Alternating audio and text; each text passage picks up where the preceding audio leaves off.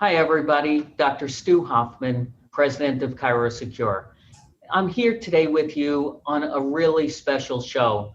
I'm so honored to have Dr. Lora Tanis. I've known Laura for so long. I have nothing but the utmost respect for her. She's brilliant. And we're talking today really about pediatrics the right way. But Laura, one of my favorite things about Laura is she has been so dedicated to the International Chiropractors Association and the ICA's Council on Chiropractic Pediatrics. We both grew up in that world, and that's how I originally met Laura many years ago. But Laura also oversees the curriculum of the Diplomate program for the ICA Pediatric Council. And she's spoken at numerous conventions and conferences and symposiums. She's also the examiner for the International College of Chiropractic Pediatrics, which is the testing body for the Diplomate in clinical chiropractic pediatrics. She's a reviewer on the Journal of Clinical Chiropractic Pediatrics, and she's a practicing doctor. She is so busy. We have tried to get this show done so many times, and between her schedule and my schedule, I'm just really happy to have her on today. And one of the things that I want to really touch on today is the fact that so many of us in our profession are dealing with pregnant women and young babies all the way through, people as seniors. But we're talking very specifically about the children today in the different age groups and how to actually take care of different age groups. And one of the things that Laura and I had discussed is talking about an actual history on these children. And that's something that I think may even be foreign to some of the doctors in taking care of families. Why even have a history on a child? So let's just get right into it. I want to introduce you to the crowd, Laura, and just start off by talking about what makes our approach a little bit different and, just thinking about history and forms and things of that nature. Hi, everybody, and thanks, Stu, for having me on. I know it's been a long time since we've been trying to get this on the air, but I really appreciate you bringing this topic to light. It's very near and dear to my heart, as you know. I just would like to say before we start this show that it would be my pleasure to make available to those watching a sheet that they can download from ChiroSecure of most frequently asked questions during history and exam for areas of, let's say, pregnancy, birth history, maybe some neonatal types of questions, because I find those would be the most common questions that most chiropractors either are not familiar with asking or possibly do not have information within their office to even know to ask these questions. The one thing that I really want to talk about today that you and I have talked about in the past is history and exam, and how very important it is for us as chiropractors to understand that history is super important in the life of a child.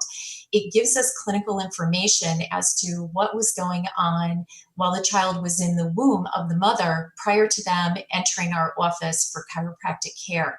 I think that it is important for the chiropractor to understand that there are certain exposures during pregnancy that can affect the neurological well-being of a child that we may see in our practice. And for that reason, we need to talk to the mother about several issues, not only maybe any traumas that she sustained during pregnancy, but whether or not it was a planned pregnancy, whether or not there was any use of medication or recreational drugs or alcohol, which we all know can impact the developing baby that she is carrying within her womb. And secondary to your question is also an exam form. I know that in lecturing all over the United States and all over the world, several chiropractors do not have age-appropriate exam forms in their office. And each child, depending on their age, has different clinical findings or different types of exams that would be appropriate or normal for their age. And those are some of the things that we need to be aware of as chiropractors as well, is when we're doing the examination on the child, are we doing the appropriate exam for that child? Are these exam findings normal for age? And when do these exam findings go away?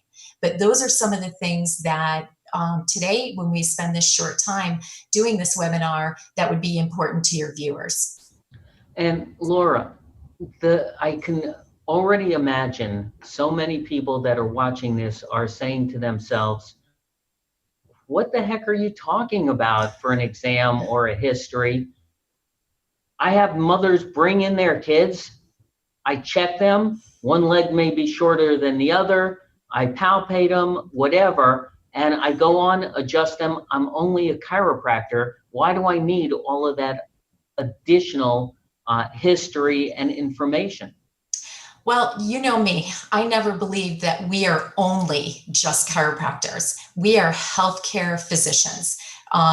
We are chiropractors. Not only do we assess subluxation within patients, but we are fully taught and capable of looking at conditions and diagnosis and red flag warnings and abnormalities within patients. So I don't think as a profession we should ever shortchange ourselves into being just the chiropractor, because I believe that patients access our office because we are a hands-on, educated, kind of like all-knowing profession when it comes to anatomy, physiology, subluxation, outcomes, in a different, put it this way, in a different light. We are not medicine, we are chiropractic, but we are certainly trained to know more than just detection of subluxation and correction of that.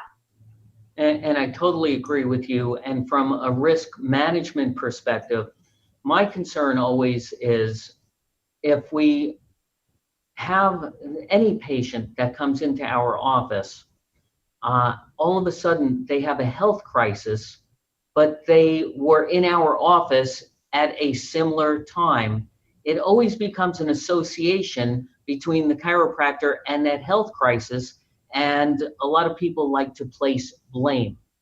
And if we have a infant come into the chiropractor and all of a sudden they're autistic or some neurological challenge shows up, and we didn't do anything to recognize that there may be some red flags or whatever, then we have put ourselves at risk, not the baby so much, because we know how safe what we do can be, but we do jeopardize our own self based on something that is unforeseen and we have no control over, if we don't have any information other than, well, the baby, I'll just check and adjust the atlas.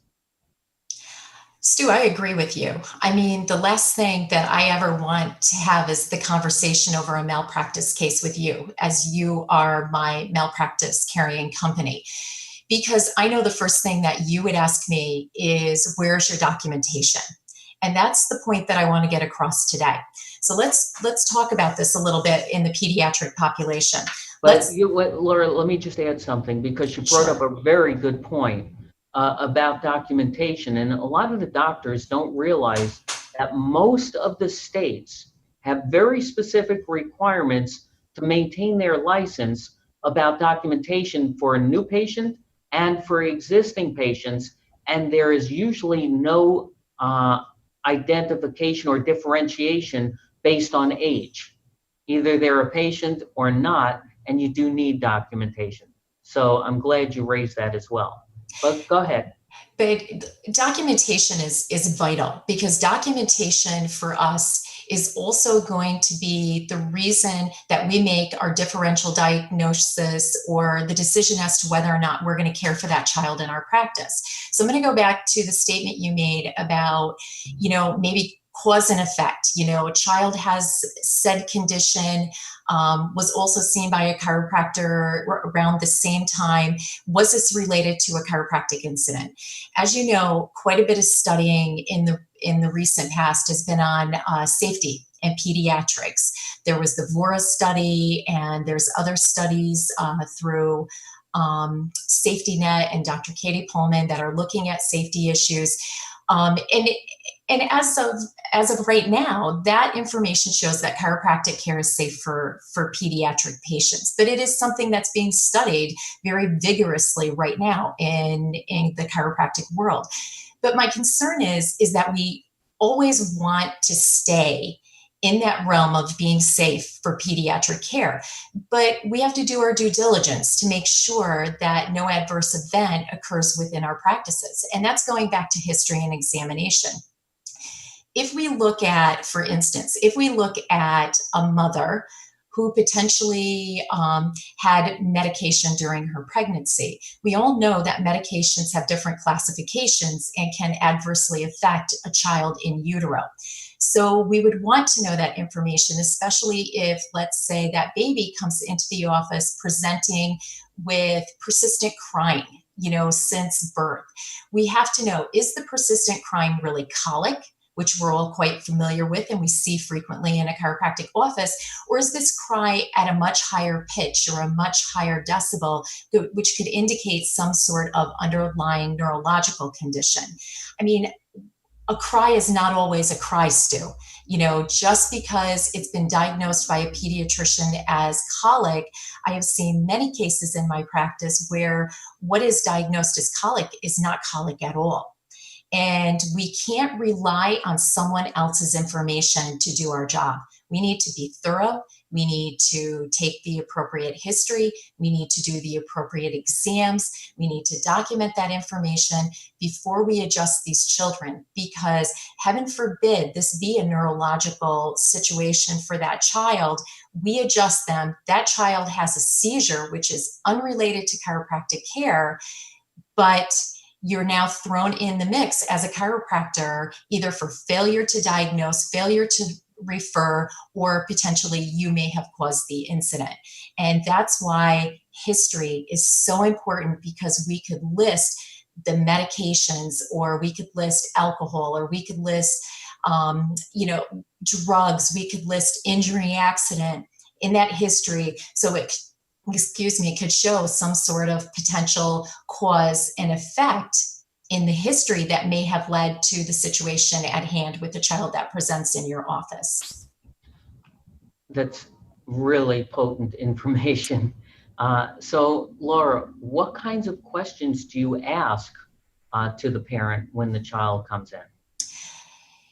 When the child comes in, I will talk to the mom briefly about her pregnancy, with the things that I've already mentioned with that. And just to see if there was any intervention during the birth process. Was the mother, should I say, did the mother have an emergency C-section? Was she induced in labor? Was this just natural going into labor? Was there assisted delivery? All these things could indicate potential trauma to that child, even during the birth process. So we want to talk about not only the pregnancy, but also how was the birth? Was it traumatic at all? What do we learn from this? The other thing that I would ask, Stu, is to look at photographs. I am a big proponent of looking at photographs for clinical information. Every person now has a phone with the capability of taking a picture or taking video. So I use that as clinical information to see, are there postural abnormalities? Was there distortion of the head? Was there any ptosis or distortion of the eye, the face, the mouth, which could indicate a potential underlying condition or injury? Was there any bruising? Was there any swelling? Did the baby have a postural preference? But these are all things that I look at through what I call like my video diary, or my video history, or my photographic history. Then I will ask the parent, of course, why they are presenting to a chiropractic office, and as whether or not what their concerns are for that day, bringing that child in. Is it because the child is not feeding well? Is it because they're fussy or irritable? Is it because the child has torticollis or a flattened head? But there's always a reason that that parent is going to bring that child to your practice. And you know what? We could all hope that it was all wellness care, but unfortunately, that's not usually the first reason a pediatric patient shows up in your practice. They do usually show up with some sort of symptom. Yeah, and I know it can go both ways based on educating, the pregnant woman and or father. I don't want to discriminate against the aware males in the audience. Uh, you also mentioned earlier, Laura, about age appropriateness. And, when we talk about pediatrics, we all, I think, gravitate toward these infants, giving them the best shot at a healthy life. But what would be different if they were 4, 5, 6, 7, 8 years old? Because those questions may still be relevant, I would assume, but we would steer a little bit differently, wouldn't we? The questions are always going to be relevant because once we get into, let's say, toddler age, school age, a lot of times we are going to see certain situations that might be related more to traumas, walking, bicycle riding, normal childhood activity that might result in a trauma. And that might be your first contact with the child in your practice. But again, when you ask the history questions, there will give us information about, let's take that child and let's say we had a baby that had developmental hip dysplasia or some sort of hip dysplasia. As that child becomes an early walker, becomes preschool age, is there any type of lower leg deformity that we see when we're doing a gait analysis that might relate to an abnormal in uterine position or an early newborn infant type of condition that wasn't appropriately managed, or it's been in a watch and wait type of situation. So the history always relates to the child, because it's my opinion that if you leave something, especially orthopedic, over the years in a watch and wait type of process, something will adapt in that child's body to accommodate for the abnormality early on. So maybe that's going to be why this child trips and falls all the time or doesn't have an appropriate gait, may have balancing types of issues. But everything, in my opinion, always stems from the very beginning of life to where that child will present within your chiropractic office. So what I'm hearing from you is the old style, in adults, we call it rack 'em and crack 'em, just get them in, adjust something and move them on out. When it comes to children of any age, it is just as important, if not more important, to have a thorough understanding of what transpired before you ever met them, so that you can actually look at the global picture and see what's going on in their life, but not even just now. It's a predictor for the future. And I can understand that. Is that what I understood from you? Absolutely. I mean, Yeah. Stu, I'm not happy with 80% of the people getting better. I want the 20% that quote unquote don't get better in chiropractic care, because I think as a profession, we can do better to increase our odds in that 20%. The days of like rack 'em, stack 'em, crack 'em are over. We are so much more than that as a profession. We are extremely well educated. We're good at diagnosis. We're good at exam. We just need to sometimes sharpen up our skills in maybe the areas that we feel less competent to handle. We're not all going to be specialists in every area of chiropractic or human anatomy or human frame, but we need to be the best in the populations that we serve.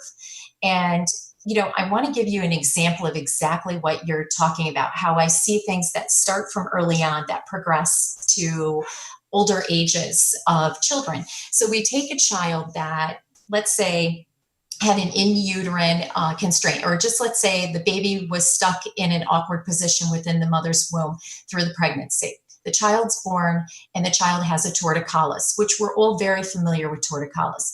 The torticollis is not appropriately treated, so it's semi-unresolved. And then what happens? The child winds up getting ear infections on the side of the torticollis because we have this persistent muscle spasm and decreased lymphatic flow on that side. So now we have a child that's taking multiple antibiotics. Then the child may have tubes, may not have tubes, continue to take antibiotics. They start to get a little older. The eustachian tubes change direction. The ear infections aren't as prevalent, and we wind up with sinus infections, or we wind up with mastoiditis. It's because the correction is not taking place. We're just adapting and growing to really have a differing condition based on something that may have started as early as day one for that child. And what is so cool about being a chiropractor is we can see these things when we are educated and aware prior, or not even prior. We can see prior to other types of healthcare providers, but most don't even look to connect the dots. And that is something that, to me, that's exciting about what we do. And I love the fact that you bring that to the table in terms of educating the doctors. And we talked about the history now. What about an actual examination? How does that go for you? Examinations, for a reference for chiropractors out there that do not have age-appropriate exam forms, Dr. Peter Fish, who has written a textbook on pediatric chiropractic, the ICA has access to Dr. Fish's book, but along with that book was a CD, Stu, that I have had in my office since the beginning of my pediatric education. And on that CD are exam forms, and they're broken down into age-appropriate forms. There's a history form on there, a pregnancy form, there's some growth charts on there, but there's a multitude of different forms that the chiropractor who doesn't have forms in their office could access. They can get a copy of the CD, they can purchase it, it's not terribly expensive, but it gives them a starting point to implement exam forms and history forms within their practice. It also helps to organize. I always tell chiropractors, it helps organize your mind. Like, what forms would be appropriate for that age group? You know, are we doing, Kemp's test and SLR on a 3-week-old? Well, that's an inappropriate test for that child, but you may very well be able to use that on your 11, 12-year-olds with reliability. So there are forms out there that are broken up into age groups that doctors can access. I would recommend something as simple as that implementation, and then just print those forms off, take a look at them, familiarize yourself with the tests that are on there for the different age groups. And those are just really simple things that you can put in your practice. I'm still looking for a really good electronic health record that deals with pediatrics and chiropractic. I've not found one at this point in time, so I recommend using paper charting and then just digitally scan that into your patient's chart, and then you can keep your daily notes in your electronic record. And when you are taking care of a new patient, what kinds of contraindications or red flags pop up for you? For me, Stu, I have an interesting practice, as you know. I see a lot of children with tremendous special needs. So I see a lot of children that have neurological impairment. I see children with in uterine strokes. And these are all things that if you're a chiropractor and you're opening your doors to these children, you have to understand how to examine these kids. This isn't about laying that child on a table and doing an adjustment. It's about knowing what adjustment is appropriate for the underlying condition that that child may have experienced prior to coming into your office. So for me, things that are abnormal in a neurological exam will throw a red flag. Certain history questions, children with certain genetic disorders that would have predispositions to ligament laxities or collagen disorders, are all those red flags that you have to look at. Does it mean that the child can't get adjusted? Well, no, I don't believe that it does. Even though if you look at certain textbooks, they'll say things out there that, children with hydrocephaly or meningeomyelocele are contraindicated for chiropractic.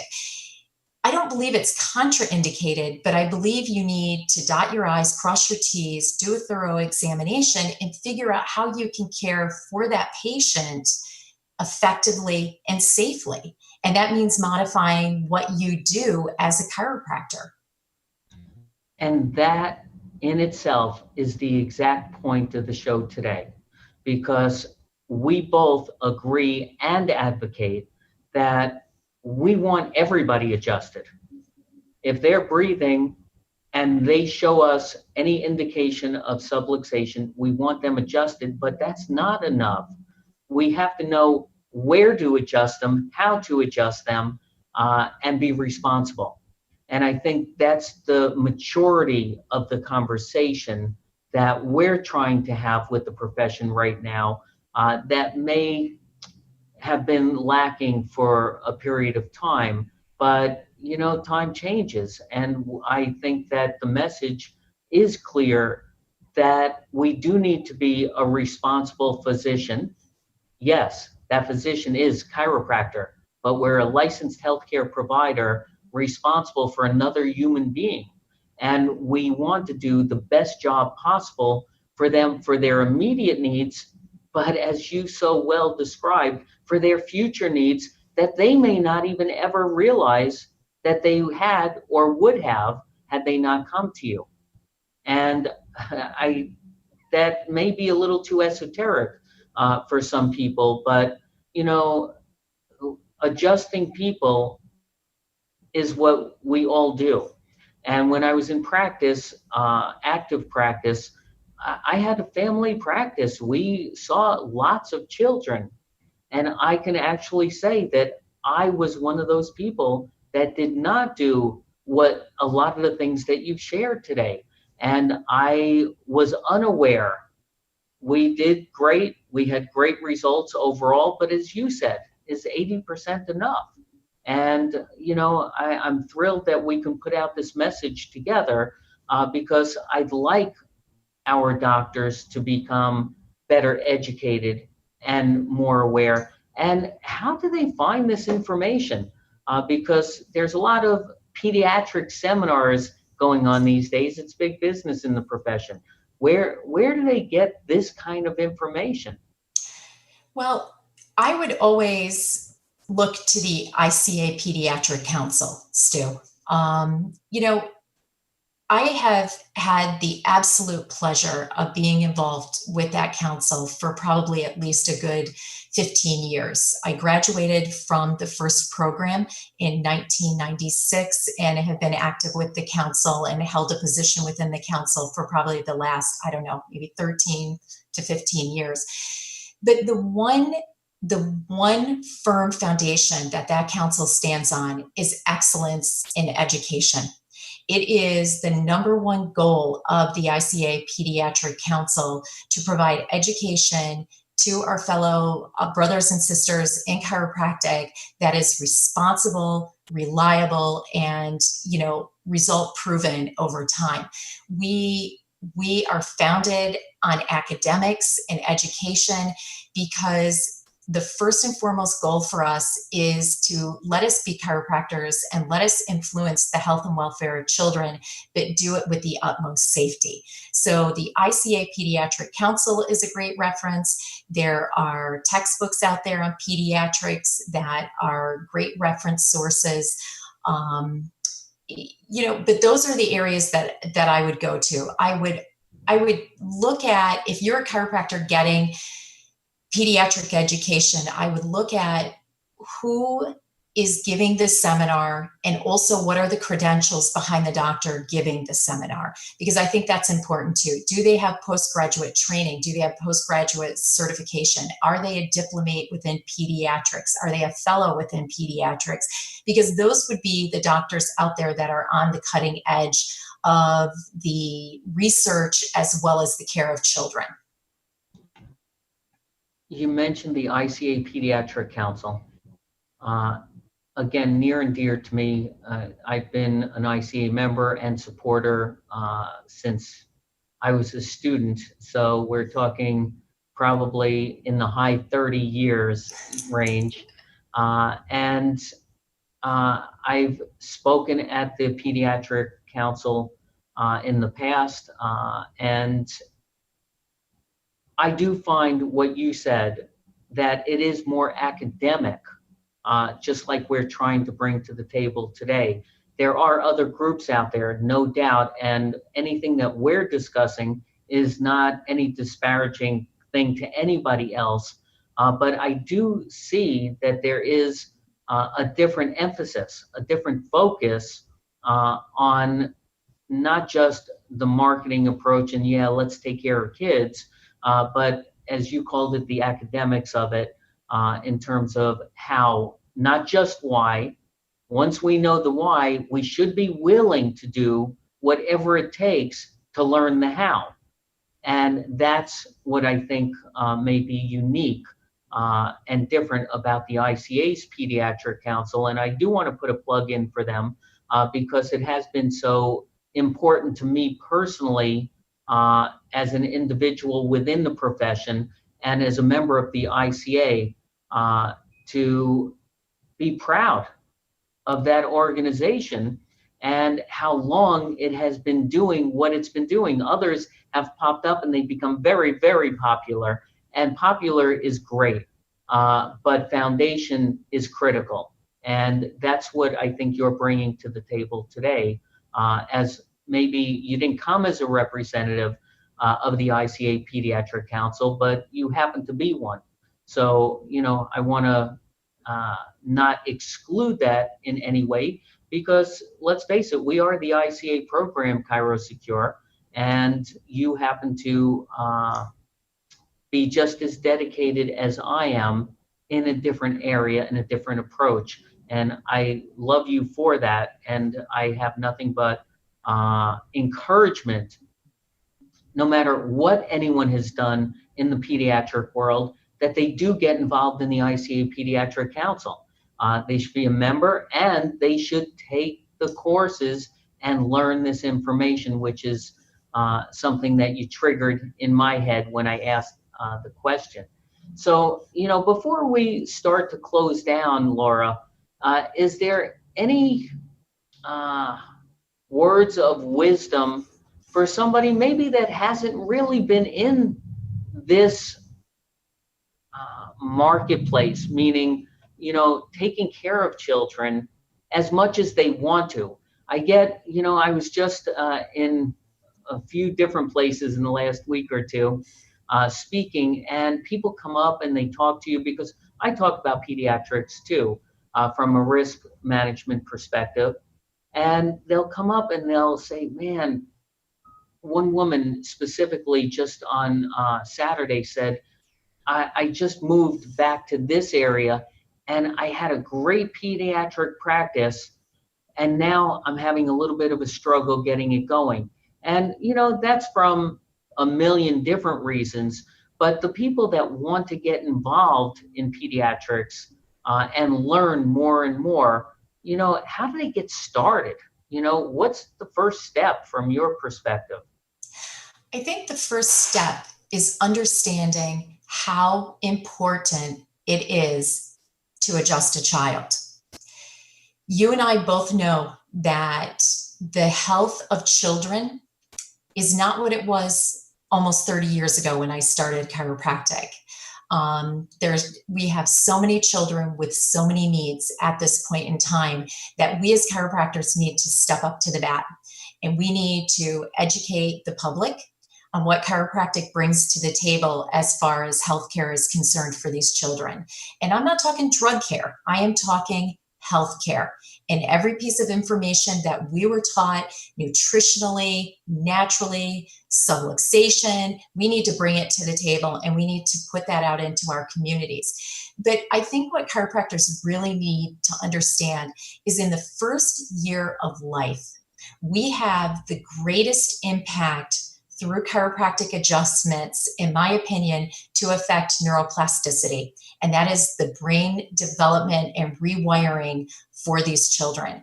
And to me, Stu, if I had my choice, I would have every single baby that was ever born evaluated by a chiropractor to make sure that these kids start out with all the positives and not the negatives, because I want to see optimal brain growth and development in children so that they can be the best person that they can possibly be as they grow up. The next level is up to age 3 and then age 5. And then by age 8, we start to lose the ability to make those really large, impactful neurological changes in the brain. So I think people need to understand why we need to see kids, because if you understand what your purpose is, the goal is easy, because you have focused yourself on the importance of the job that you're going to do. I think being a part of the community, I had the pleasure of working with Palmer students in the business center 2 weeks ago when I was on campus, talking to them about how do you start a practice? How do you become the authority of chiropractic in your town that you work on? And that's being part of your community and giving to your community, not just taking from your community. So one thing I suggested to them to do, and it's another thing that I've done, is talk about, anybody can use this, but we did a car seat little lecture called You're Driving Me Crazy. And it was all about car seat safety for children and having your local police department or fire department come in and check car seats in the parking lot of your clinic. Be part of the community. Let people know that you are all about child welfare and child health and healthy practices. We support a lot of, and have supported over time a lot of the sports programs in town, donating to every function that goes on in the town, from little kids up to high school kids. But being part of your town, educating them on the benefits of chiropractic, educating them on the benefits of overall health and wellness, and the vitalism that we as chiropractors we enjoy ourselves. Why would we keep that gift to ourselves? When we're living our own healthy lifestyles, why would we not want to share that with the people in our community and help be a part of their tribe to raise healthy children? But a lot of it is education, and it's, what I call sweat equity. It's being out there, being present, being a part, give, rather than sitting back and expect to be, take. You're so refreshing. And it's really nice, because we go back to, you have to understand the why we do what we do, and then become a master at the how we do what we do. And when you talk about, outreach and being part of the community, one of the phrases that has stuck with me for probably 25 years is outflow creates inflow. And it doesn't always come back. People put stuff out to get back. And as you said, you really need to go and give, not put out to get back, but to give. And when you do it for the right reasons and from, I like to say, from your heart, it always comes back. It may not come back directly from there, but I know that if you go and do a lecture somewhere, maybe nobody signs up and runs to you to come into your office, but all of a sudden you get back to the office and you had a dozen new phone calls of people that want to come into you that never happened before. So outflow always creates inflow, and getting involved and doing it for the right reasons, I respect and appreciate. And that has nothing, by the way, to do with a pediatric practice. It has everything to do with your practice and whatever focus you want to make on that practice.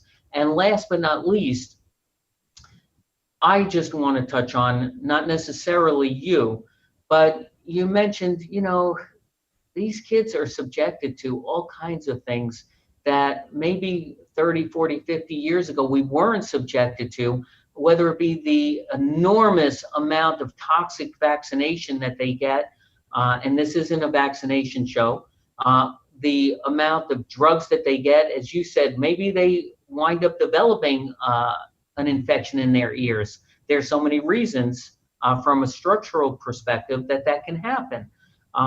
The foods, rather than breastfeeding, I actually saw something on TV, actually it was on YouTube, of a TV show that this woman came on, how breastfeeding is bad for you. And so we'll give them chemicals instead. So all of these things that happen, and yet we have chiropractors that want to put drugs in our own profession.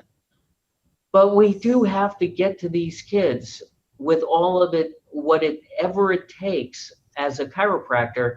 I believe it's our moral responsibility to educate, as you talked about, your community, the families in your community, your patients, as to how getting those little ones in gives them the greatest potential for their health moving forward. And you've demonstrated that over and over again. And today you were so precise in the message, and I really appreciate that. And maybe we'll be revisiting again on a situation like this, but I just want you to know how much I appreciate all of what you shared with the audience, and how much I appreciate and respect our friendship and what you do for the profession. It means a lot to me personally. So I just want to thank you for being here today.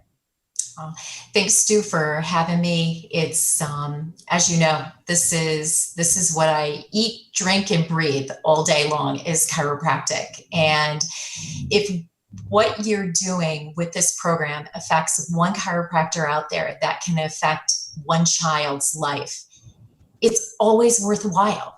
It's, like we can't reach them all, but let's just reach some, because then some of those are going to reach some of the others. And we are going to continue to build on this great profession, but we are going to continue to make a difference in the life of a child, one child at a time. So thank you so much for having me today. Laura, based on what you just said, I have to add one thing to this show. When I was in Maine this weekend, one of the stories I told is that our great-grandmother went to Willie Weisberg in the Bronx, I don't know, maybe in the 1920s or something, and she happened to be the one person in our spread family that lived to the oldest age. And she had gone to the chiropractor all those years ago and went periodically throughout her life.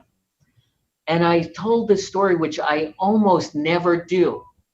And two brothers came up to me and they said, "Oh my God, I can't believe you talked about him.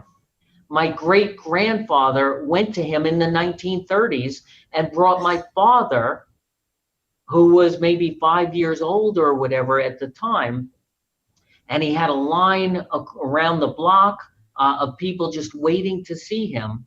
And here we go, you're talking about the message getting to one person, but these two brothers are chiropractors because their father was a chiropractor, because the great-grandfather went to Willie in the Bronx all those many years ago. And how do you find two people in totally different areas, different walks of life, both chiropractors, that all have family that went to this one gentleman who probably was awesome at what he did and had such an impact? So I hope that others create that impact for their patients as my great-grandmother had for her. So thanks again. I wish you all a great day, and please stay tuned. And as always, like us on Facebook and certainly download our free ChiroSecure app on your smartphone.